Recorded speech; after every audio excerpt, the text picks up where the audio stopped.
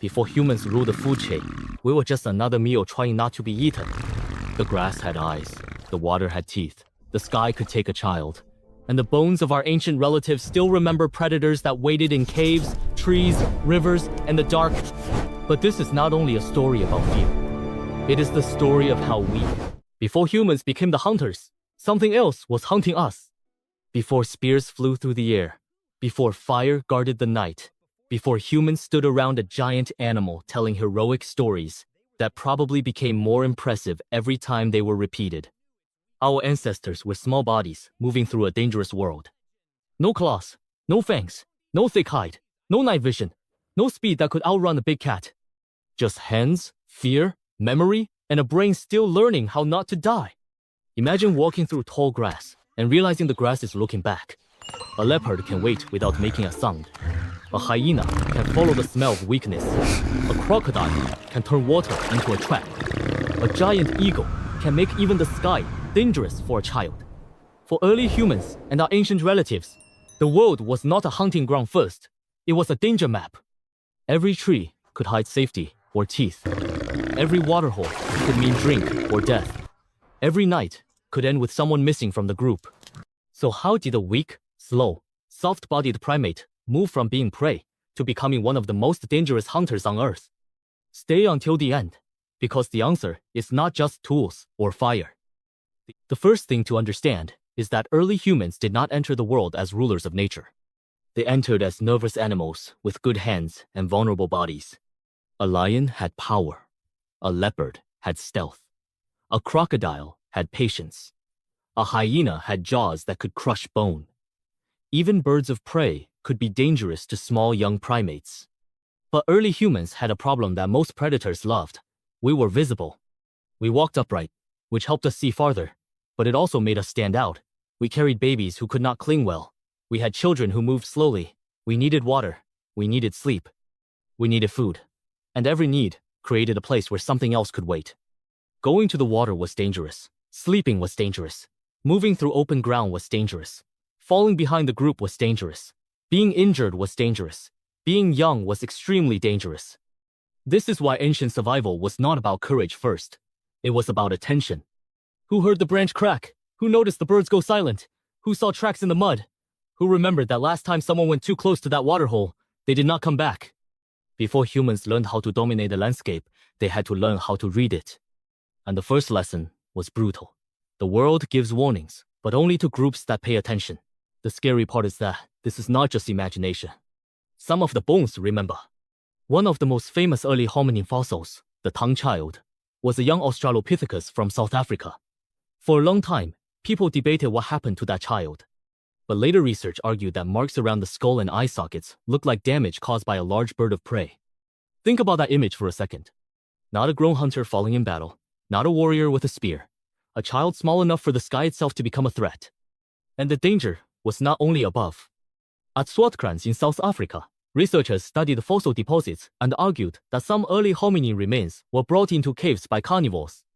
One juvenile Paranthropus skull, often discussed as SK54, has puncture marks that match the spacing of leopard canine teeth. That means a cave was not always shelter. Sometimes it was a predator's dining room. Even later, members of the human family may not have fully escaped this danger.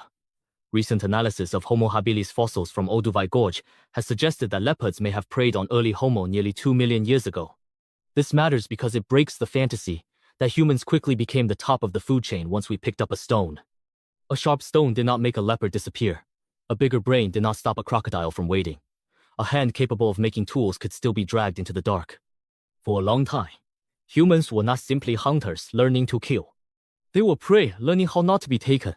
So what do you do when you are not the strongest animal in the landscape? You stop being alone. A single early human walking at dusk was vulnerable. A group was different. More eyes, more ears, more warnings, more chances someone would notice the movement before the attack. This is where fear began turning into social intelligence. If one person sees danger but cannot warn the others, the group loses. If everyone panics in different directions, the group loses. If the adults fail to protect the children, the future disappears. So early humans had to become good at shared attention. Someone watched the grass. Someone watched the children. Someone listened at night. Someone remembered where the last attack happened. Someone knew which trees were climbable, which caves were too deep, which waterholes had crocodiles, and which open spaces should be crossed quickly. Safety became a group skill, and the group had to teach it. Do not wander. Stay near the fire. Listen when the birds go quiet. Do not drink there. Do not sleep at the cave mouth.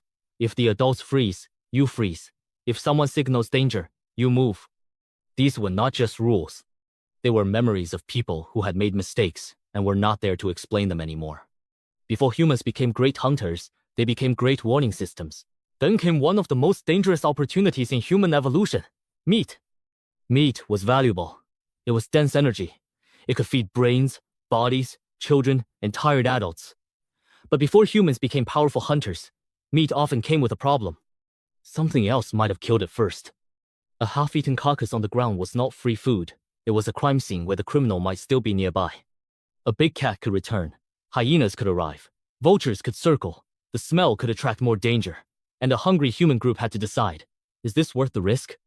That decision was drama at the edge of survival. Move too early, and the predator is still there. Move too late, and the meat is gone. Move too loudly, and you become the second meal. This is where stones, sharp flakes, and teamwork changed the game. A sharp tool could cut meat quickly. A group could watch while others worked. Someone could crack bones for marrow. Someone could carry pieces away. Someone could scan the horizon for returning teeth. Scavenging was not passive. It required nerve, timing, tools, and a very clear understanding that dinner might turn around and become danger again. Meat pulled humans closer to predators, and that forced humans to become more dangerous themselves. This is the twist. Being prey may have helped build the human mind. Fear is not pleasant, but it is a powerful teacher. A group that survived predators had to remember better, communicate faster, cooperate tighter, and teach younger members with deadly seriousness. Predators trained attention. You had to notice small changes. Silence, smell, tracks, vultures, broken branches, alarm calls, footprints near water, claw marks on trees, and the strange feeling that the landscape had become too quiet. Predators trained storytelling. A warning could not stay inside one person's head. It had to become a story. Do not go there at dusk. That cave is not safe. The cat came from the rocks. The child was taken near the water. Stay together when the moon is dark. Predators trained trust. If someone gave a warning and the group ignored it, people died. If someone panicked and broke formation, people died. If someone lied too often, their warnings became useless. So survival depended on reading not only the landscape, but each other. Who is calm? Who sees danger early? Who freezes? Who protects children? Who can be trusted when the night makes every sound feel alive? This is social psychology before civilization. Before laws, villages, or formal leaders, danger was already sorting human groups by attention, memory, trust, and cooperation. The predators did not make humans intelligent by choice, but they punished the groups that failed to learn. So before humans became hunters, we were prey. Not forever, not helpless forever, but long enough for fear to leave fingerprints on the human mind.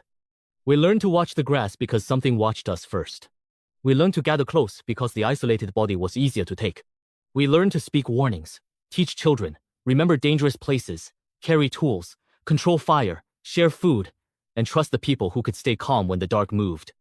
The rise of humans was not a simple story of brave hunters conquering nature. It was a reversal. A soft-bodied primate, hunted from the ground, the water, the trees, and maybe even the sky, slowly learned to turn fear into attention, attention into cooperation, cooperation into tools, and tools into power. That is what makes the story powerful. We did not begin at the top. We climbed there from the middle of the food chain, carrying memories of teeth behind us. And maybe that is why, even today, a dark room, a strange sound, or the feeling of being watched can still make your ancient nervous system whisper the oldest warning in human history. Stay close. Something may be out there.